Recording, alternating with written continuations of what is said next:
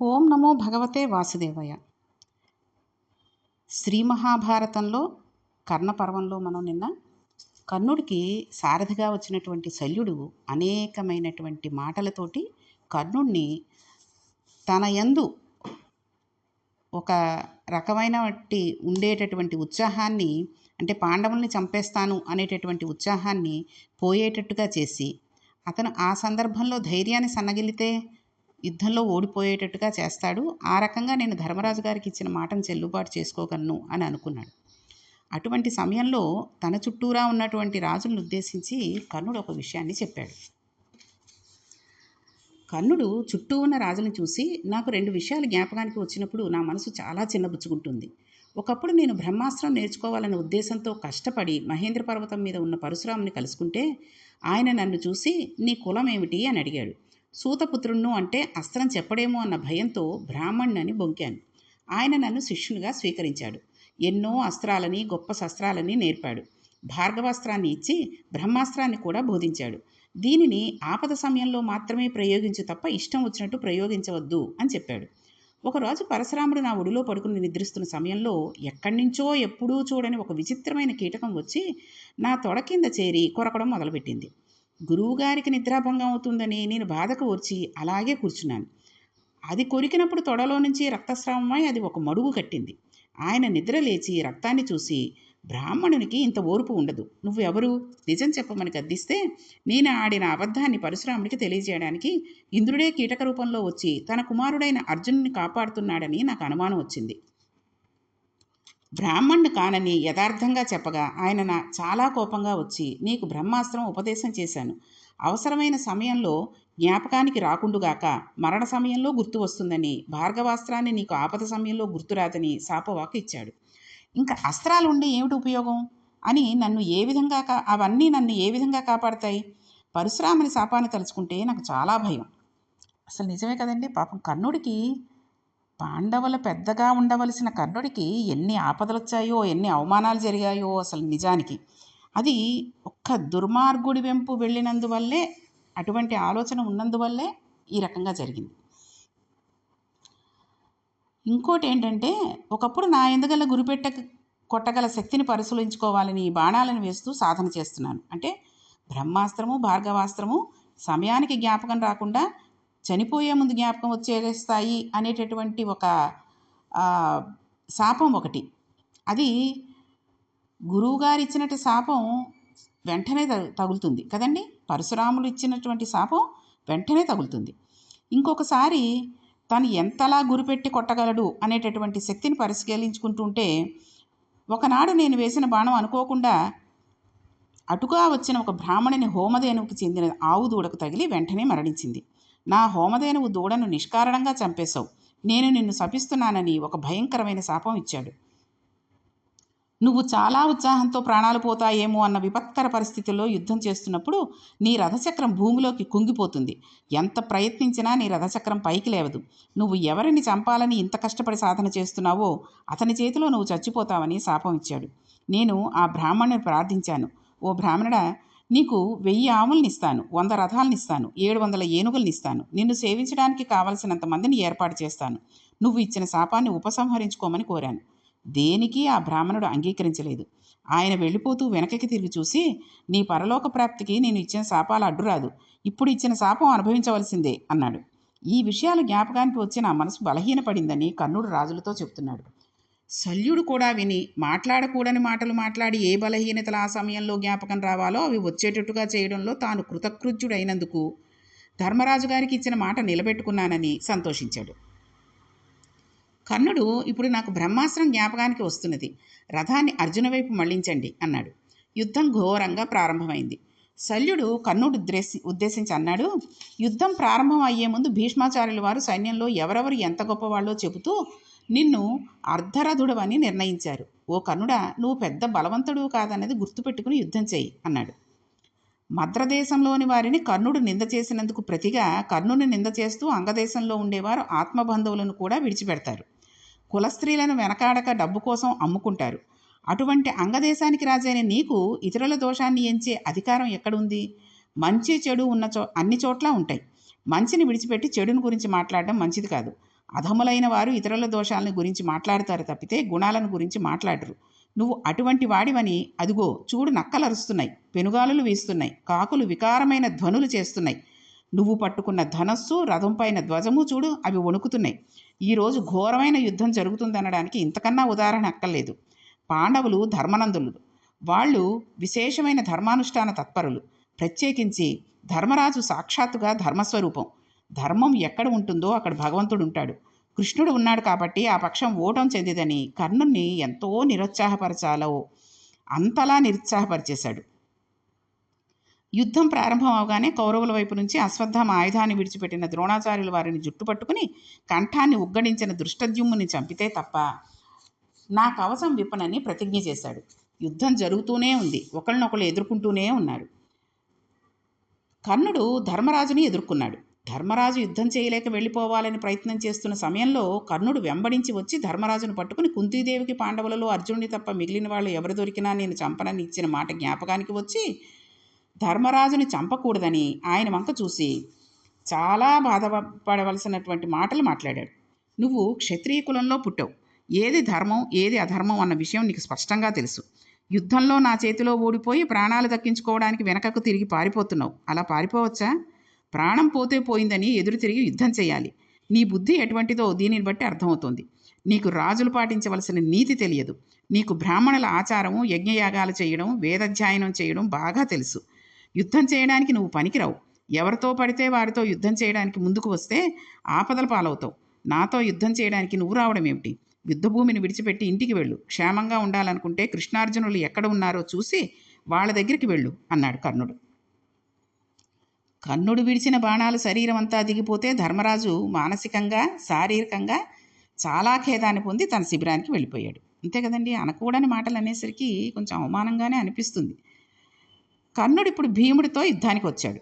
ఇద్దరికీ సంకుల సమరం జరుగుతోంది. ఆ సమయంలో భీముడు ప్రయోగించిన బాణానికి కర్ణుడు మూర్ఛపోయాడు.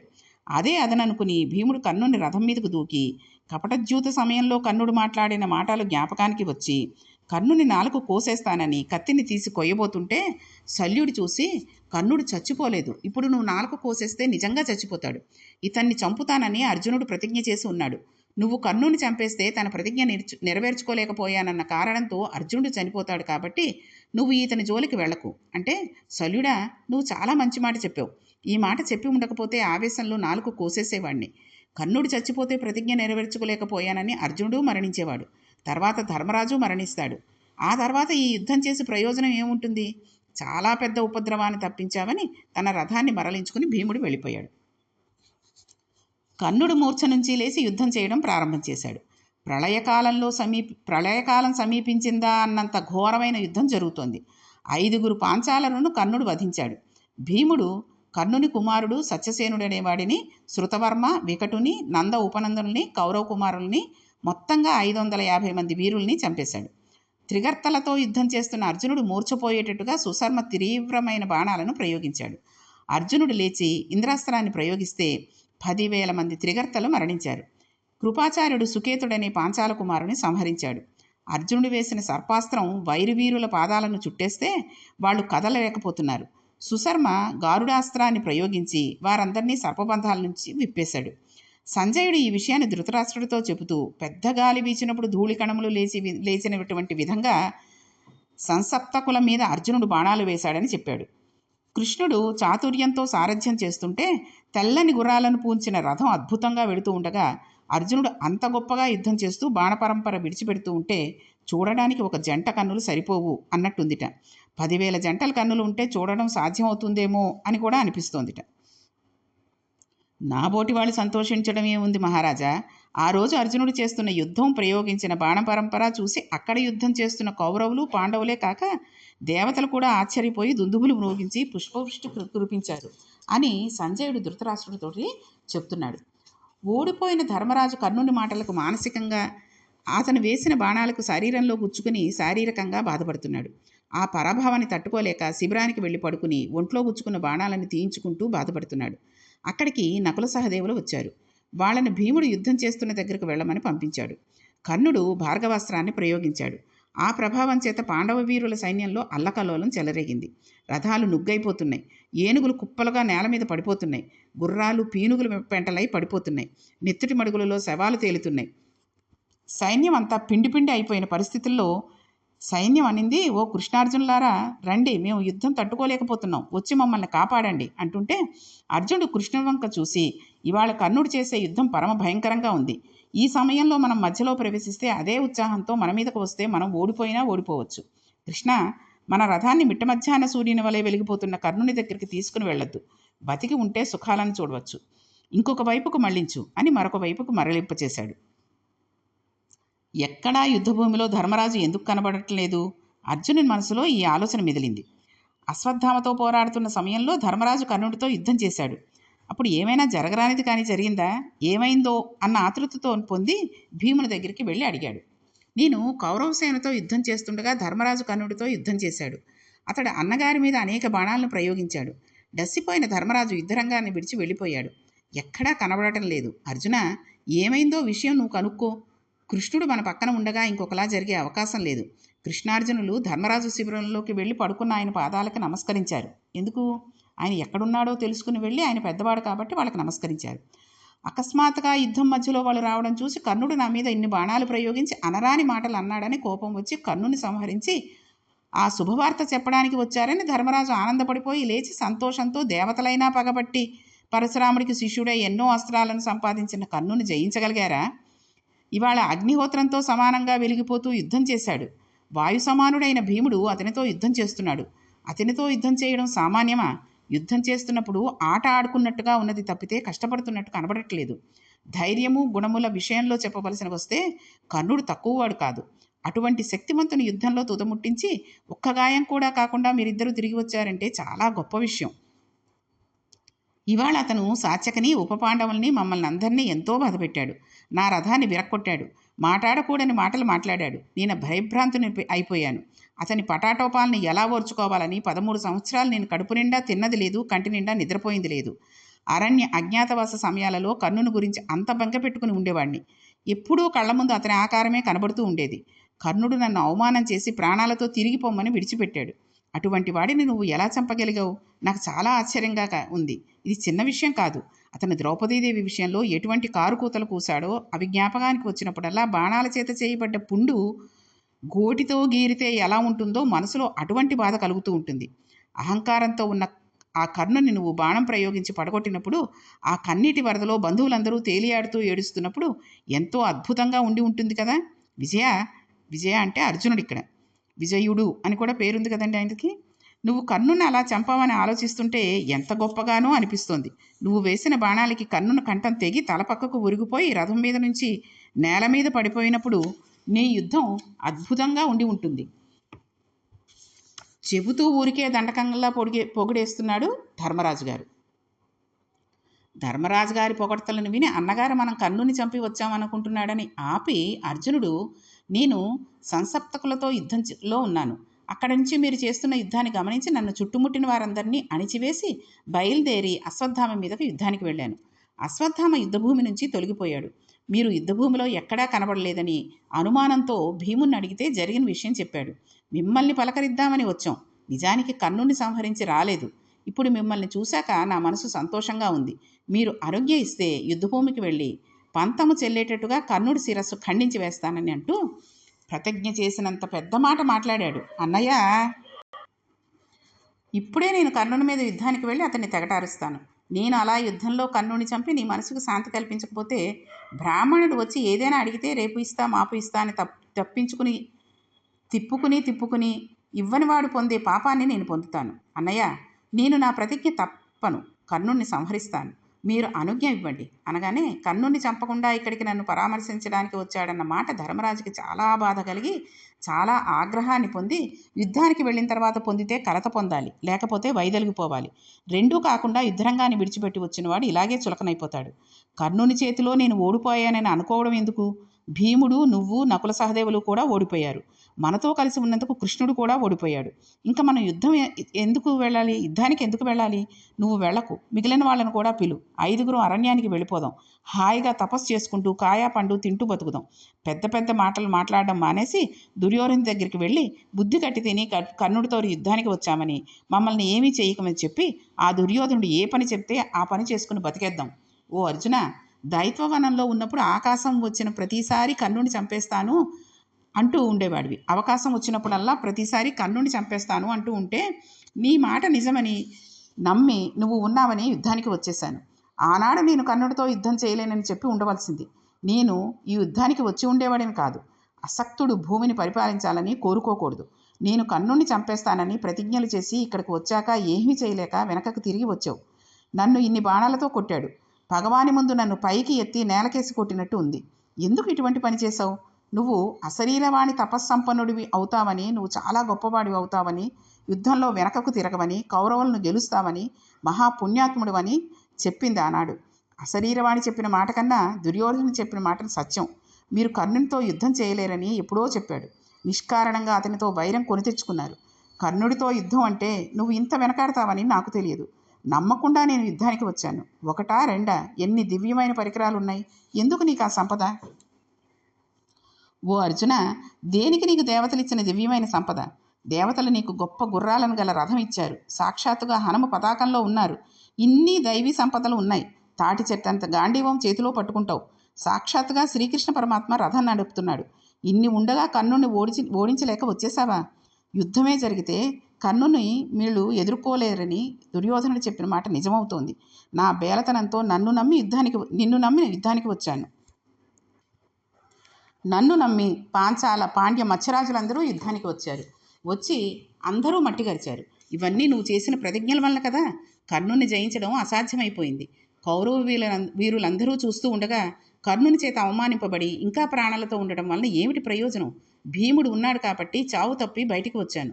భీముడు ఒక్కడు పణములన్నీ పణంగా పెట్టి యుద్ధం చేస్తున్నాడు. అభిమన్యుడో ఘటోత్కచుడో బతికి ఉంటే నాకు ఇంత కష్టం వచ్చేదా? కర్ణుడు నన్ను గడ్డిపోచ కింద చేశాడని అంటూ ఒక తీవ్రమైన మాట అన్నాడు. యుద్ధం చేయలేనప్పుడు నువ్వు రథం నడిపి చేతిలో ఉన్న గాంధీవాన్ని కృష్ణుడికి ఇస్తే త్రుటిలో కర్ణుణ్ణి, దుర్యోధుణ్ణి చంపేసి సామ్రాజ్యం మనకి ఇచ్చేస్తాడు. చేతిలో గాంధీవాన్ని పట్టుకుని నువ్వు తిరగడం వల్ల వచ్చే ప్రయోజనం ఏమిటి అన్నాడు. అంటే ఎంత బాధలో ఉన్నాడో. బాధగా ఉన్నప్పుడు చూడండి అక్కసంతా వచ్చేస్తుంది, ఎప్పుడెప్పుడవో గుర్తొచ్చేస్తుంటాయి. ఆ కోపంతో మాట్లాడుతూ అన్నాడు, మా అమ్మ కడుపులో ప్రవేశించినప్పుడు నువ్వు మగపిండంగా ఏర్పడకుండా ఉంటే ఏ గొడవ ఉండేది కాదు. ఒకవేళ ఏర్పడినా ఆ పిండం గర్భస్రావం అయి ఉన్నా గొడవ ఉండేది కాదు. నువ్వు పుట్టడం ఇన్ని అనర్థాలకు కారణమైంది. నిన్ను నమ్ముకుని మేము యుద్ధానికి వచ్చామనేటప్పటికీ అప్పటి వరకు నిశ్శబ్దంగా ఉన్న అర్జునుడు వరలోంచి కత్తి పైకి లాగేసరికి కృష్ణుడు చూసి ఆశ్చర్యపోయి, ఇక్కడ శత్రువులు ఎవరూ లేరు, ఉన్నది మీ అన్నయ్యే కదా, ఆయన క్షేమంగా ఉన్నాడు కదా, ఏమి ఉపద్రవం వచ్చిందని కత్తి తీస్తున్నామని అడిగాడు. అంటే అర్జునుడు అన్నాడు, ఎప్పుడైనా ఎవరైనా నీ చేతిలోని గాంధీవం ఇతరులకు ఇవ్వమని నన్ను అంటే వాళ్ళ కంఠం కోసేస్తానని ఒకప్పుడు నేను ప్రతిజ్ఞ చేసుకున్నాను. ఇవాళ అన్న ధర్మరాజు గారు గాంధీవాన్ని కృష్ణుడికి ఇవ్వకపోయావా అన్నాడు కదా. ఆ మాట అనకూడదు. నా గాంధీవం ఇంకొకరికి ఇవ్వమంటే ఎవరైతే ఆ మాట అన్నారో వాళ్ళని నేను చంపేస్తానని ప్రతిజ్ఞ చేసి ఉన్నాను. ధర్మరాజు అలా అన్నాడు కాబట్టి చంపేయాలి, లేకపోతే నేను అన్న మాట తప్పినట్లవుతుంది. మాట నిలబట్టుకోలేని వాడని నన్ను అందరూ చులకన చేసేస్తారు.